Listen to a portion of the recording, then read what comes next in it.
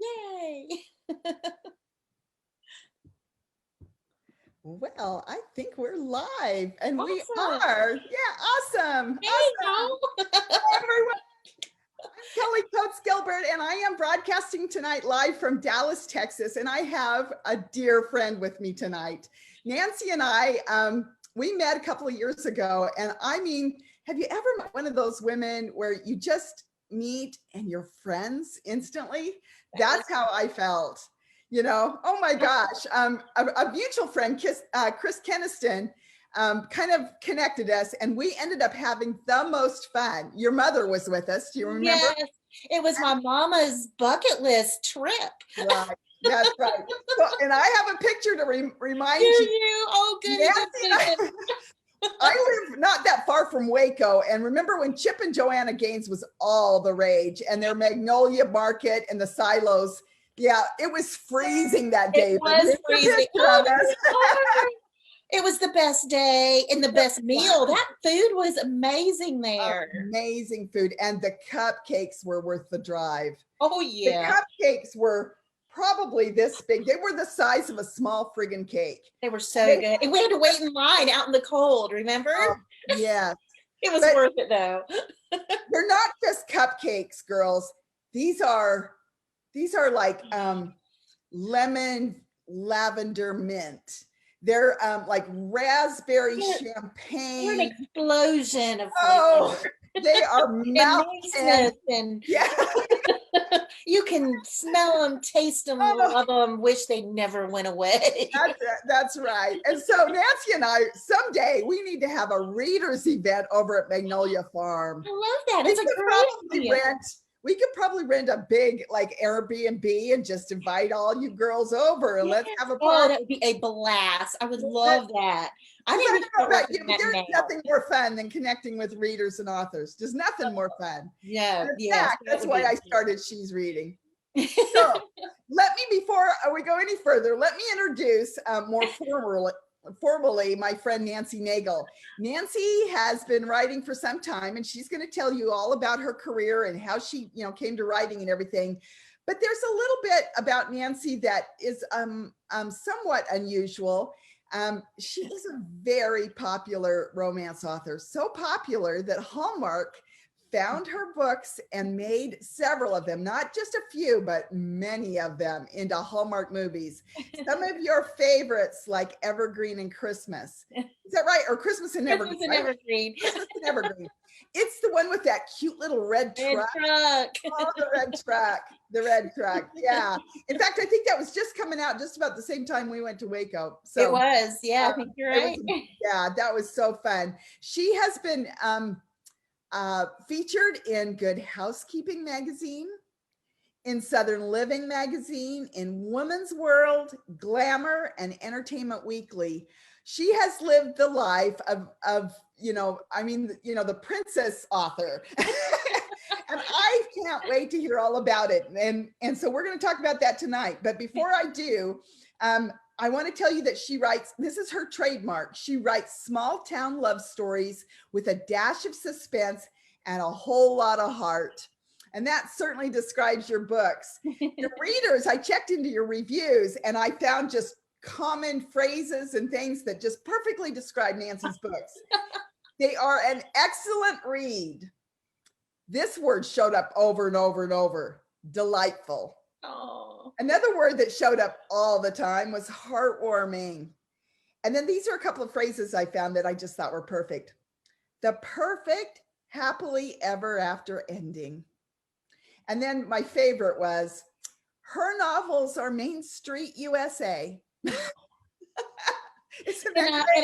That's like exactly what I set out to do. And you and I have talked about this before, but when I decided to write, it wasn't because I had a lifelong dream to be a writer, but I was working in corporate America. My job was tough and I was shipping jobs offshore to India and feeling wretched about it. And I thought, I need to do something good. And I wanted to write one book to help one girl through one lousy day. And that was the only goal I had. I had no idea that I was beginning to embark on something that was going to change my life. Yeah. And I just am so grateful for how this has all turned out and for the We leap of simply faith I sometimes, took. we just don't know sometimes what God has planned for us. No, no, we don't. And yeah, I mean, trust the journey, girls, because you Yeah. just, who knew? Who knew? True. That writing on coast to coast US Airways flights that I would end up with a book that would sell, and it was a 3-book deal, and then a whole series, and then another, and then writing Christmas stories that I'd never even thought about writing. No, I know. Getting into Hallmark I mean, movies. you're And now known as Mrs. Christmas. I, well, here's something a little strange. So I've had a Christmas book out every year for the last 5 or 6 years, I guess. And this year, the only Christmas book that I've got coming out is the mass market version of A Heartfelt Christmas Promise. I do not have a new Christmas book this year. How does that feel? I know. So St. Martin's Press, who I've only done Christmas books with, invited me to do a women's fiction for them, but they need a lot more lead time for those. Yeah. So to do that, I had to forego this year's Christmas book. We are doing the mass market, which looks just like the other one with the cute puppy, but it's just gonna be smaller, and a smaller price point, which we love. Yeah. But yeah, so I'm getting ready to do edits on a yummy women's fiction that'll come out next spring. And then the following year, you'll get Jingle Sales, Yeah. which is going to be an amazing Christmas story about a guy on a sailboat. And then they're going to do the big loop. It's going to be awesome. Y'all going to love it. But yeah, I'm taking a year off of Christmas. Yeah, fun. Well, you know, the girls here and me, we are women's fiction girls, and we not so much the literary bent, but we love those kind of women's fiction stories that that end with hope, but also have some strong romantic threads. Yes. So that's what this is. I look. The Shell Collector comes out May 11th. Yes. And you can tell them a little bit about it, but I have. It says it's a mysterious inscribed shells are bringing peace and love to those who need them most. Among them, a widowed mother of 2 and a heartbroken veteran. I can't wait. I ordered mine. Absolutely. I think it's the best book I've ever written. Oh. It is the most special book I've ever written. Yeah. And so here's the misery lit part of it. Not misery lit, but it's my life, you know. So for those that know me, they know I lost my husband back in 2014 to a really short battle with cancer. I didn't know that. You didn't, well, we must have just been on happy days with you. Yeah, so he was on his 62nd birthday. He was diagnosed with stage 4 lung cancer, and that was the end of October. And by the end of January, he was gone. And that was the catalyst that had me move out of corporate America. I did everything you're not supposed to do when you become widow, and I closed the doors on my farm and just left it behind, moved to North Carolina, took an early retirement, and decided I was going to just write full time and throw caution to the wind. I just did it. I just blindly went for it. And, you know, thank the Lord, things have continued to shower down on me and doors have opened, and it has been just absolutely amazing. But that was a really hard year for me. And not only because I lost my husband, but my cousin, who was the closest in age to me, I was the oldest granddaughter. She had been battling cancer for years, and you know, it would do well and then not well. And we lost her the month after Mike died. And so 2 super special people in my life gone, you know, within a month. Well, before Diane, you know, became so sick and passed away, she and I had been having, you know, cheery conversations through email. She lived in North Carolina and I was still in Virginia. And so we would have these conversations. And one time we were emailing back and forth about a story that a friend of the family had shared with her. And Judy had found, she lived in the Outer Banks, and at one critical point in her life, she found this seashell, and it had a scripture in it, written in it.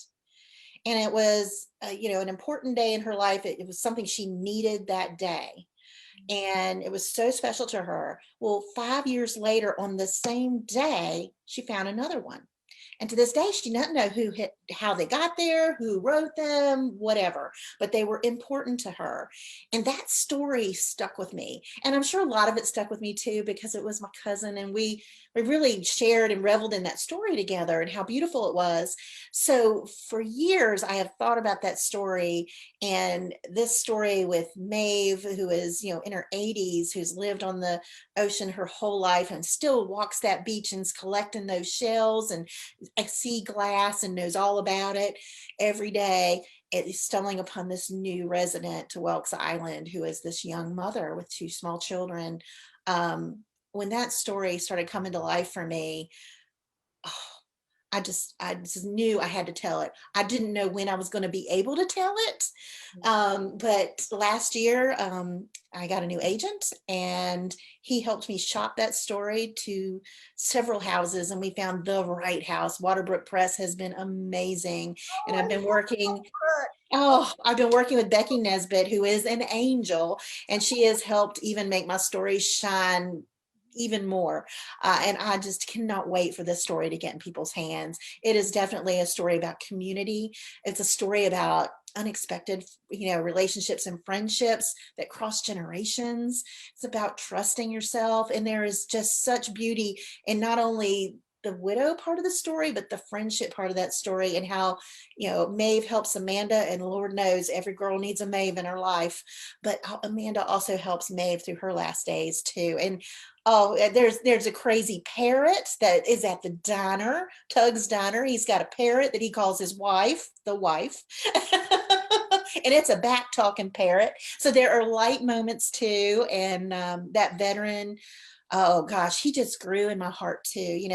He left the Marines when his best friend didn't come back from overseas, and he really struggled with it. And so he ends up opening it's not just a kennel, because they're actually training dogs, but he's helping reunite military men with their service dogs, and helping also by giving guys who are at the VA and really struggling themselves jobs within his company to help them put one foot in front of the other and get back into civilian life. And he's just a good man, and I'm so glad that he finds love in this story. And it sounds like exactly the story, kind of story she's reading members love. I mean, I can't wait. Yeah. It's May 11th, and Nancy's going to put up links, and I really urge you to pre-order.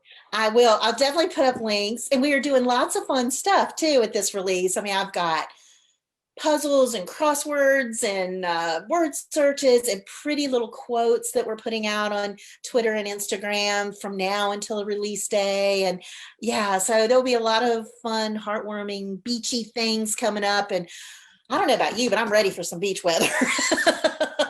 What is up with that groundhog? I think we need a starfish or something. I just wrote a series set on the Oregon coast and just released Between Rains, and I was looking at it, longingly last week when Texas was all iced in. I thought, I need to sink my toes in some sand.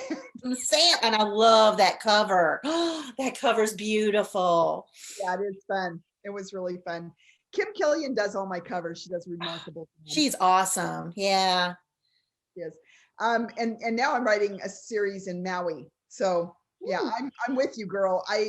Warm. Shall we go together and do some additional research for the second book? I need to. I'm ready. Absolutely. But tell these girls, I know that a lot of people are here tonight because they watch Hallmark movies. I want to know, because even though you and I, ran over there to Waco and such, I really didn't get to pick your brain about the moment that you found out your book was going to be made into a Hallmark movie. Oh my gosh. Through that, let us live vicariously. What was that like?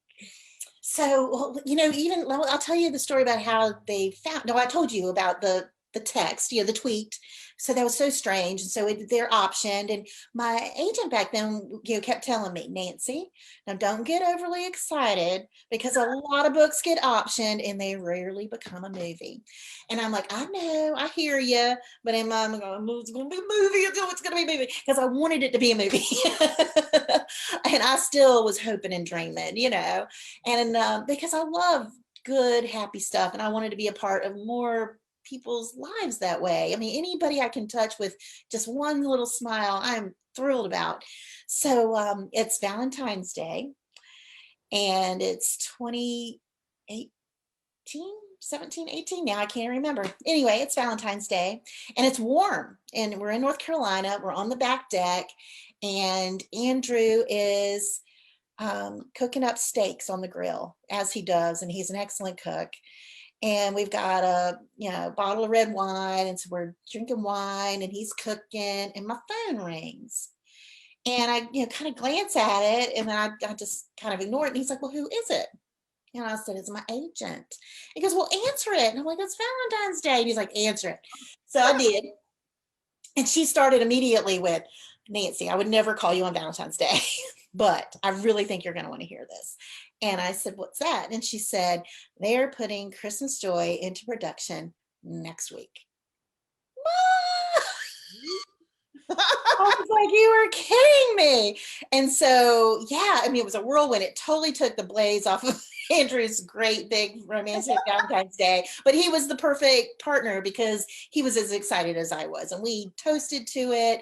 And then the following week I flew out to Vancouver and got to be on set for my very own Hallmark movie. And it was so interesting because if you haven't read Christmas Joy, Aunt Ruby lives in this little white farmhouse. And in North Carolina, our white farmhouses are kind of all the same, and she had a big wraparound front porch that had been added on by Uncle George years after it had been built. So it's just a salt box white house, and they had added this porch to, and it had a little barn off of the house.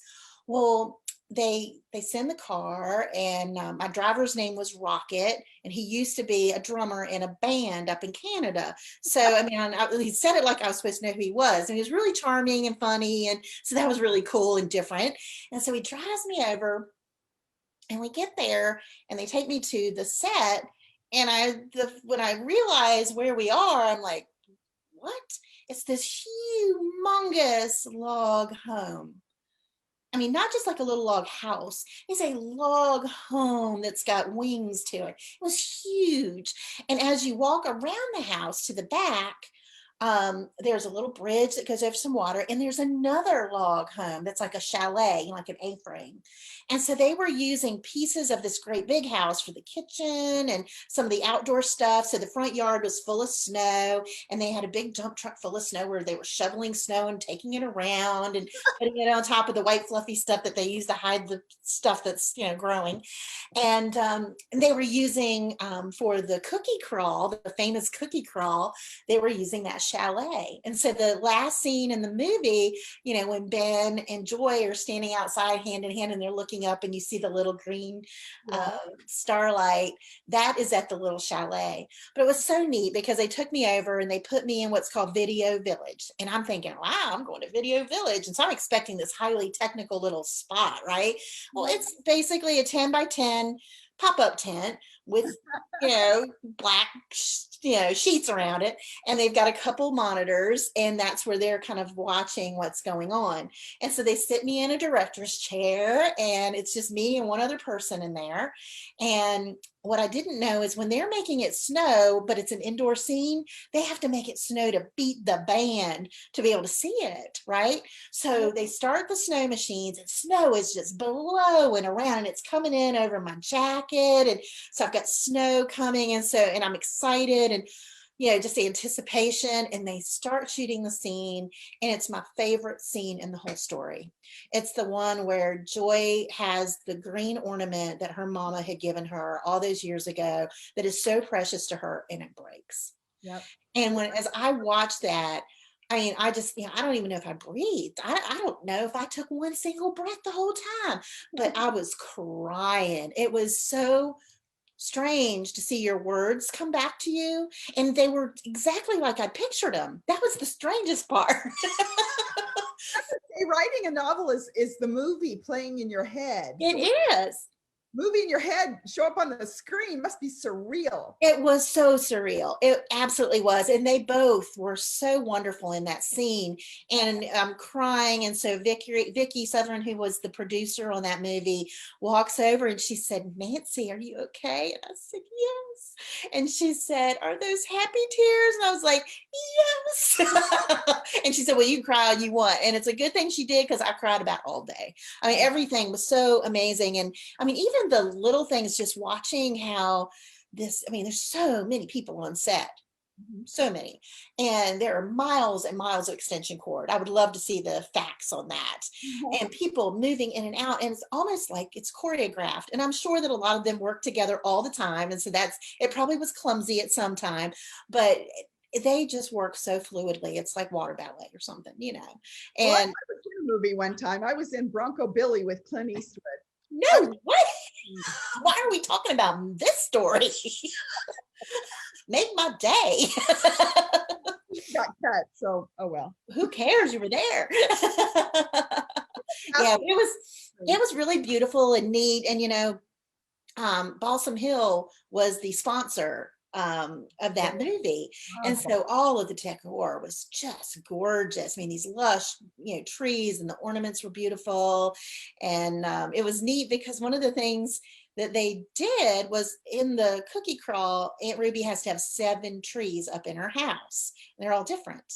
So they had all these trees in the house, and they were huge, super tall trees, but they had them on dollies. And so, you know, when they had to change scenes, depending on what part of the tree was supposed to be decorated at the time, they would shift it. So a third of the tree was like naked, and then a third of the tree was partially decorated, and then the last part of the tree was fully decorated. So, you know, they had that first ornament, and then we're decorating, and then we're done. So I just thought that was so ingenious. I was like, could I do that and just leave it on the undecorated side the rest of the year? Dolly it out to the yard, park at the front. Wasn't that a great idea? Great. Yeah. It was amazing. So then let's jump forward to the night that it debuted on television. Did you have a party? Yes. So I did have a party, but I was also on Home and Family that Friday before the Saturday that it debuted. So I was decorating over Halloween for Christmas, and we had 3 trees out front, and we had lights up the driveway and everything, and we had 3 more trees inside. And then I fly out, and we still have stuff to do. So Andrew was the one who had to finish all that stuff up in the house for me to fly back so we could have the big party on Saturday night. And we had televisions on, and we even bought extra televisions because we were going to do a big screen outside, and then we couldn't make it happen. So we did all these televisions throughout the house. But what we didn't realize was that they were going to be like, some of them wouldn't match up on the sound. So we ended up having to like jack up the sound through one set of speakers and just watch it everywhere. It ended up being a little bit of a nightmare, but it was super fun. And you know, all my besties were there, and you know, my girlfriend Pam, who has gotten me through everything in my life. You know, I lost Mike. She came and spent 2 months with me, 2 months, and her husband, you know, wasn't even angry about it. I mean, he was such an angel. And it was funny because I still remember the day that Pam said, Nancy, you know, someday I'm gonna have to go back home. And I said, I wasn't going to tell you to leave. So everybody came, and it was so much fun. It was interesting too, though, because some of my reader friends, they were a little upset about some of the changes, you know, because they had already known and read the story. And you know, there was stuff in it that had changed that I didn't know about until the end. And in fact, when I flew out to Vancouver, I had presents for everybody with all this stuff from North Carolina, you know, my favorite cookies and chocolate and all kinds of stuff. But I also had one special gift for the little girl Molly, who was in the book. And it had a little hand-painted rabbit lunch bag, and I had put some stuff in there for her because that was in the book. And when I was like, well, where's Molly? And they're like, she's not in the movie. And I was like, oh. Yeah. And I know they can't fit everything in, and especially after doing the novelizations, I understand that more. But you know, sometimes it's the things that are such important arcs to their story that, you know, you're like, oh, how can they leave that out? They somehow still make a story. Yeah. You just mentioned a novelization. Tell the readers what that is. Yeah. So Christmas and Evergreen I am so thrilled to have been a part of that, but I did not write those stories. Um, they were Hallmark original movies that Hallmark came up with the concept on, and they contacted me to write the novelization of Christmas and Evergreen, the movie. So I accepted the contract, and I was supposed to get the movie like before it ever came out, but that didn't happen, and it never happened. From that point forward, the way it always happened, I did 3 of them, is I saw the movie for the first time with everybody else, and then they would send me the movie. And then I would write the novelization and from that movie and screenplay. So they sent me the screenplay. First time when I first started with Christmas and Evergreen, I was like, oh, this will be so easy. You're sending me the movie and the screenplay? Easy. So I spent like the first couple days turning all the screenplay into dialogue. And then I realized I only had like 20,000 words. I needed to turn it into a book. So it ended up taking as much time as it would have to write a regular novel. Yeah. But they're great stories. They're really, that's such a great little town. You know, the community and the friendships in that town are so fun to write. And I was asked to do, Bells Are Ringing this year, and I just couldn't fit it in between the women's fiction contracts that I had. So I believe that'll be written by somebody else this year. I And they know. will pick up the torch and move forward, I guess. You know Lee Duncan? Yeah. Yeah. Lee's a friend of mine too, and she's going to be on She's Reading in a few weeks, and I Awesome. done some of those novelizations. Yes, they're fun. They're fun, but they're really different. I mean, you learn a lot about the process, between screenplays and novels, and they definitely are 2 different animals. Yeah, yeah. I would suppose you would learn a lot of skill that you wouldn't have assimilated otherwise. Yeah, absolutely. And when I went on set for Hope at Christmas, and that time I didn't stay just a couple days like I did for Christmas 2. I stayed a week. And so I really got to make great friends with the director and really kind of see how he did his beat sheets and, how he was shooting the movie. And it was such an education. I mean, I was really appreciative of that opportunity to see that. Fun. Well, when I posted that you were going to be on tonight, some of our members that follow every single video we do started emailing me some questions. In particular, Diane Robinson she has something she really wants to know. What's currently on your TBR pile? And TBR, in case you don't know, means to be read. To be read. Oh my gosh. I break it to it, but when people ask me that, I kind of go, I don't really have too much time anymore to read as much as I'd like. Yeah, and I have a stack of books next to my bed, and most of them are girlfriend books, And then St. Martin's Press also sends me all the newest releases every month, so the stack gets higher. But so Diane, right now I don't have a to be read pile because for those of y'all that don't know, I sold my house in December, and it sold in a record 2 days, and I had nowhere to go. So my family and I have been living in a bunkhouse on our Farrier's Ranch, and it is adorable and delightful. Up on one wall, it's got chaps, and there are saddles in the rafters, and there's a little kitchenette and 2 bathrooms, and it is adorable. But it is also only, I don't know, 500 square feet. Wow. And if I have a chocolate lab, his name is Dakota, and he weighs about 80 pounds. But I also have large Sarge, and large Sarge weighs 170 pounds. He's a Pyrenean Mastiff. And then, of course, my husband, and then my stepson, who is 8, who we have half time. So 4 or 5 days a week, we've got him there. And so it has been tight quarters since December. So I do not have a stack of books with me. About the only thing I have, let's see, this is, I've got the Revealing the Mysteries of Heaven because it's little enough to fit in my book with David Jeremiah. Yeah. Audiobooks. I sit and write, I mean, you're like this too. When you get in the middle of a book and you're writing and it's flowing, you can spend 14, 16 hours a day sitting. And so I forced myself to walk, and except last week when it was all frozen, but I listened to audiobooks then. Yeah. And so that helps me to keep up. And it also, there's something about listening to the audiobooks that then doesn't transfer when I'm trying to write. Oh, that's good. I should try that. I Yeah. tried audiobooks when I had a long commute to work.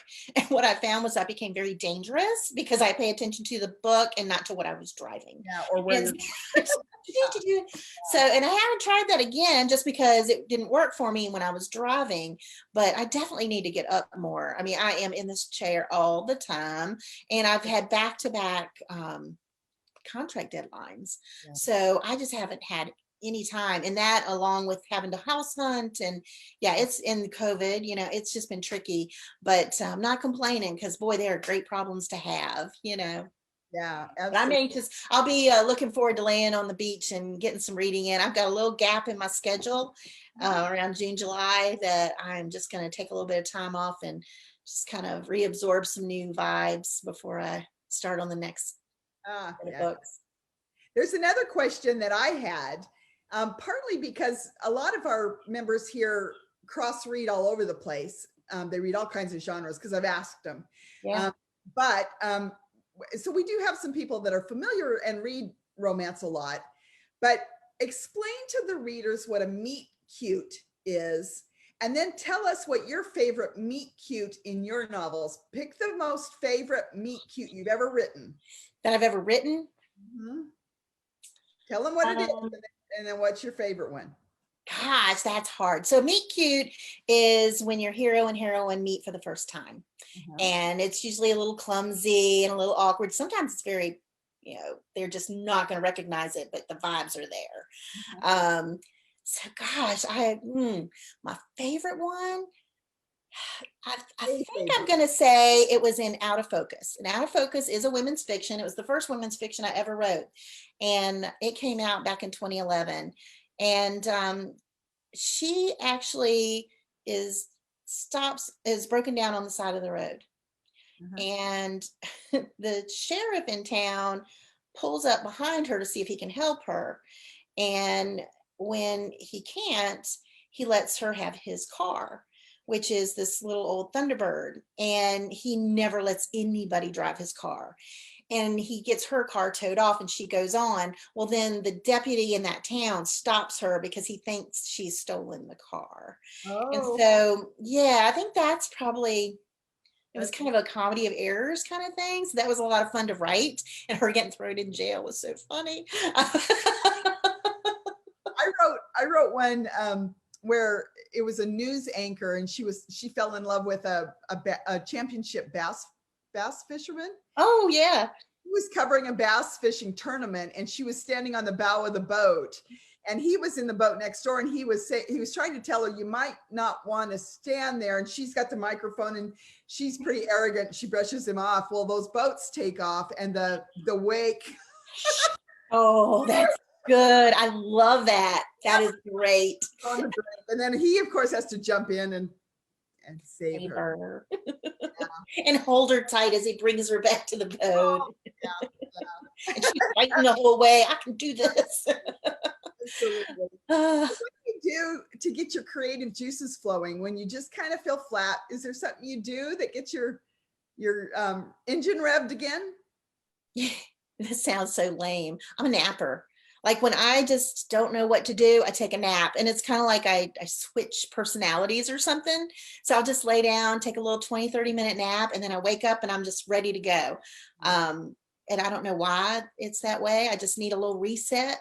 Yeah. And yeah, naps are my favorite way of getting re-fired up. I'm a girl who loves a good massage. And so if I'm just really and usually if I can't write, it's usually because something has happened and my stress level is up there. Yes. Yeah. It could be not writing related. It could be just whatever, like an ice storm in Texas. And yeah, that'll do it. Gerbils in your tub or guinea pigs or whatever they were. We had several, for those of you who don't know, I live in Dallas, and we had that big ice storm and everything. And my husband left for work at like 4:30 in the morning, and there were families sleeping in cars with kids. And so, of course, we opened our home, and we had a bunch of people here, including, I was telling Nancy before we started filming, we had 2 guinea pigs in our bathtub. Love that. Dogs. it was quite the interesting time, but it was such a fun time too. I played Superman with some little boys and Barbies with some little girls, and we played Scrabble and we watched movies and popcorn and sleeping bags, and it was just fun. Yes, that is fun. Warm, and that made me feel warm. So Yeah, absolutely. Yeah. so another question. What do you like writing better? Your first chapter or your last chapter? Oh, not the last chapter. So anybody that is really close with me will tell you that when I say I'm writing my last chapter, it is never the last chapter. There are always three more. Those books never want to end. It's hard for me to say goodbye. It is the hardest. And the funny thing is that every once in a while, I'll see a review where they're like, oh, it ended too quickly. I wish it didn't end. And I was like, oh, honey, I was having to kill that book to make it die.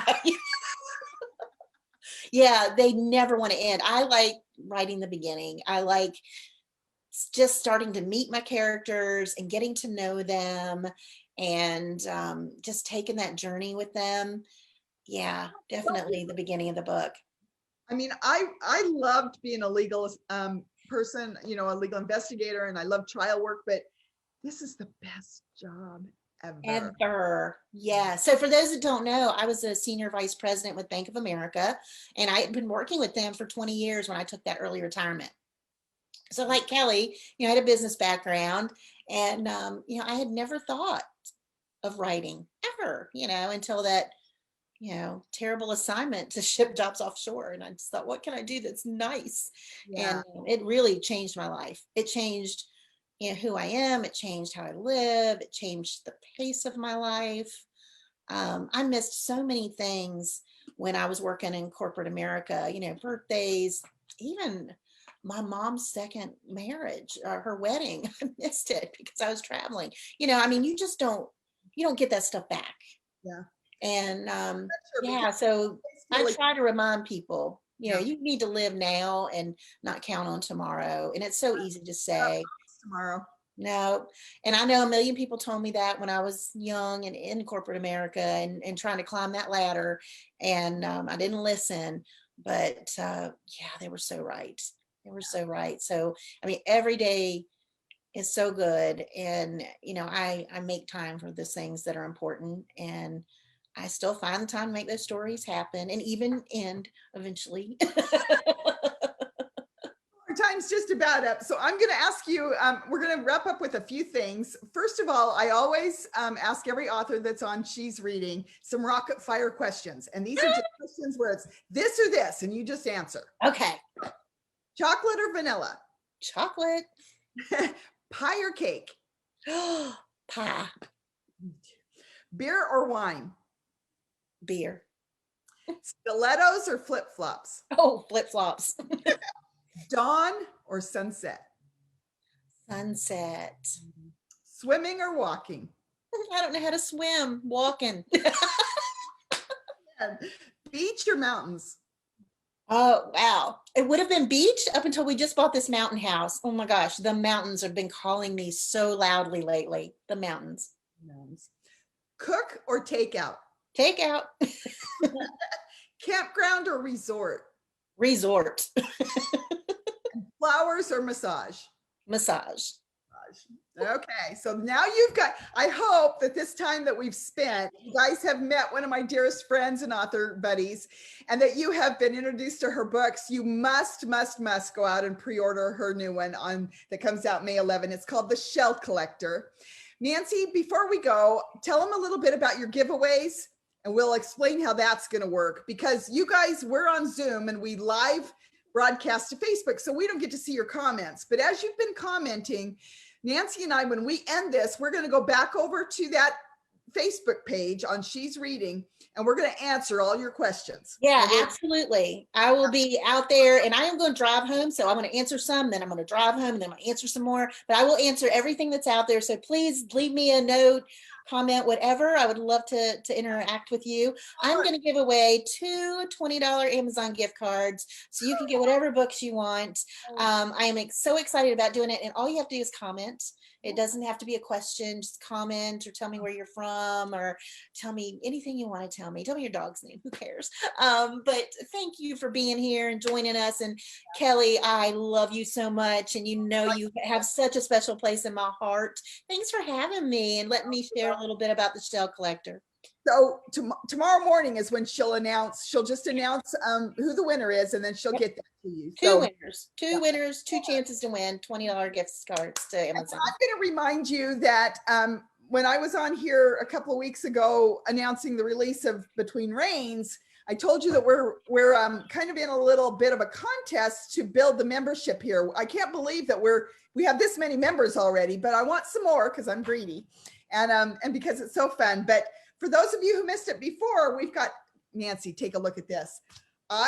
My church raffled off this quilt, and it is a little lap quilt that has like Dick and Jane and Puff. I've got the book. I still have the book. That is amazing. Oh, what a great gift. So I know every time you guys invite someone, I get a notice. And so I've been putting those in a folder because you guys are entered to win. And awesome. When we hit 1,000 members, we're going to do a drawing for this little lap quilt. Oh, that is awesome. I love it. So, thank you to whoever made that. Oh, it's wonderful. I know. I had a hard time. I almost decided to keep it. Yeah. Okay. Well, thanks again. Now it's made public, so you got to give it away. That's right. Thanks for being here, Nancy. It's really been fun. And I'm sorry, girls, we had to delay last week, but Mother Nature. Yeah, thank you so much for coming back. We appreciate it. Anyway, so put your comments, and we're going to go over there in just a minute. We'll answer all those for you. So, yes, ma'am. Good night, everyone. Oh, before I leave, we're going to have another one of these on Thursday. Ev Bishop is going to be here. So you won't miss it, and the meme will go up right after this. Okay. Okay, see ya. Bye-bye. Bye.